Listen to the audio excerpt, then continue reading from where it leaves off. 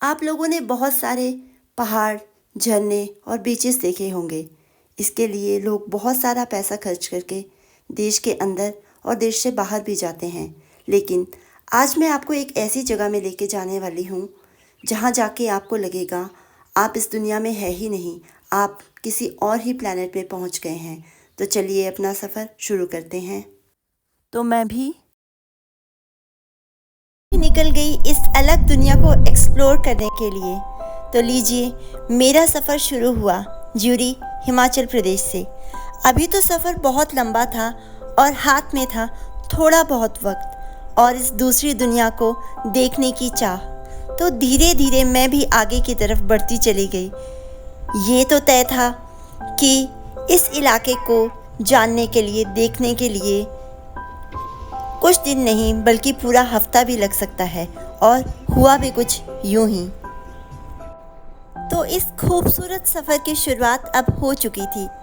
कब हरे हरे जंगलों, पहाड़ों और गाँव को पार करते हुए मैं यहाँ इस अलग से इलाके में पहुँच गई, पता ही नहीं चला। तो मेरा पहला स्टे था रोगी, जो हिमाचल के सबसे खूबसूरत गांव कल्पा के पास है।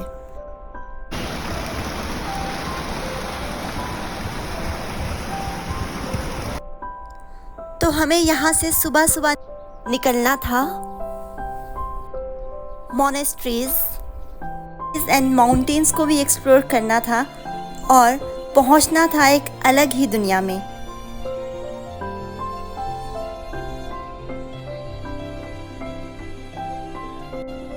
जहाँ हम रुके वो था नाको विलेज, क्योंकि यहाँ हमें एक बहुत ही सुंदर झील देखनी थी जिसकी सुंदरता देखते ही बनती है।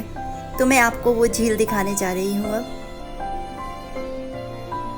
तो हमें यहाँ नीचे जाना है इस रास्ते से जो सड़क के साथ ही लगा हुआ है, और हमें यहाँ पे आराम से पार्किंग भी मिल गई।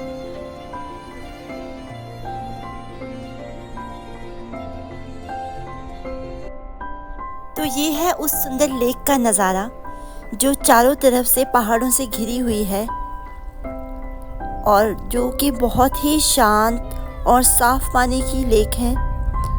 और यहाँ पे अगर आप चाहो तो बोटिंग भी कर सकते हो। हमारे पास टाइम ना होने के कारण हम आगे की तरफ चले गए।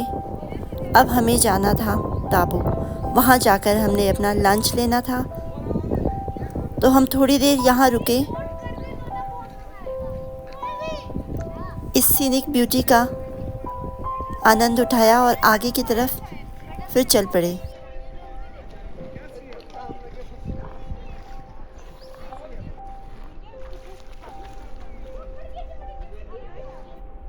इन मिट्टी की पहाड़ियों को ज़रा ध्यान से देखिए। इन्हें देखकर ऐसा लग रहा है मानो कि हम अर्थ पर हैं ही नहीं, माना कि मून पे पहुंच गए हों। और चलते चलते हम ये देखिए ताबो पहुंच गए हैं। यहाँ पे मार्केट में कुछ इस तरह के मुखौटे थे, मास्क, जो काफ़ी पॉपुलर हैं और जब कोई फेस्टिवल होता है तब काम आता है।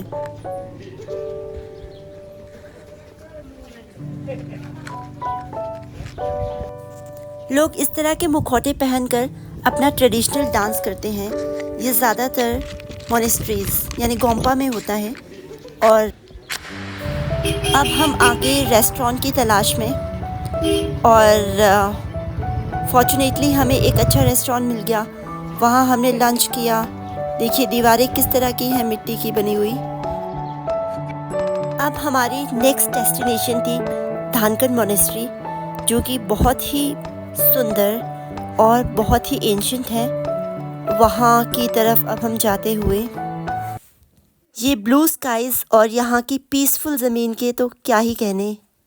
जगह पे मैं अभी खड़ी हूँ वो है माउंटेन्स, प्लेन्स और डेजर्ट का कॉम्बिनेशन। और आप मेरे पीछे बहती हुई नदी भी देख सकते हैं।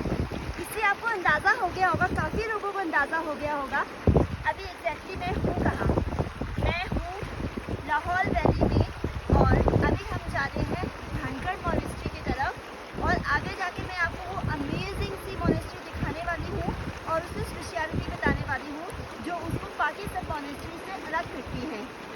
मेन गेट है मोनेस्ट्री का। झूले लामा जी, कैसे हैं आप? ठीक है जी। कहाँ से आप? खुद से?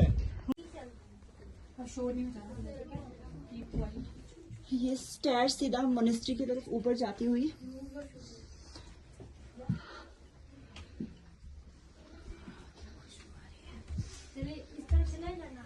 तो यहाँ जब हमने एंटर किया, यहाँ पे एक स्पेसिफिक तरह का धूप होता है, उसकी खुशबू यहाँ से आती रहती है, जो अभी मैं फील कर रही हूँ यहाँ पर।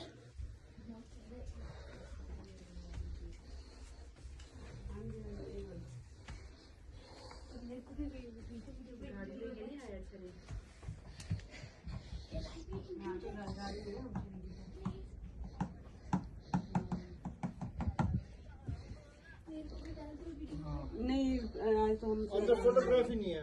ठीक है जी, ठीक है। जैसे कि मुझे लामा जी ने बताया, यहाँ पे फोटोग्राफी अलाउड नहीं है। और ये मैं आपको भी बता देती हूँ कि जब भी आप धानगढ़ मोनेस्ट्री आएँ तो यहाँ अंदर वाला जो एकदम कोर एरिया है, वहाँ पर फोटोग्राफी अलाउड नहीं है। बट वहाँ पे बहुत सारे दिए जले हुए थे, तो काफ़ी अच्छा लग रहा था, जगमगाते हुए दिए, और काफ़ी इल्यूमिनेटिंग एटमॉस्फेयर हो गया था। एक अजीब सी ब्यूटी चारों तरफ फैली हुई थी।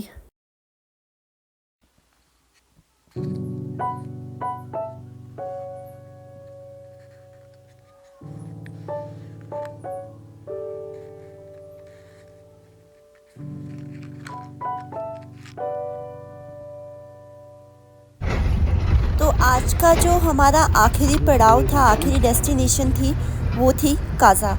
और यहाँ पर हम आज रुकने वाले थे, क्योंकि पूरा दिन काफ़ी टायरसम हो गया था जर्नी से। तो अगले दिन हमने दोबारा से सफ़र शुरू करना था। तो ये था मेरी ट्रिप का पहला दिन, और अगले दिन हम कहाँ कहाँ जाते हैं इस ट्रिप को पूरा करने के लिए, वो मैं आपको नेक्स्ट पार्ट में दिखाऊंगी। Till then, stay tuned.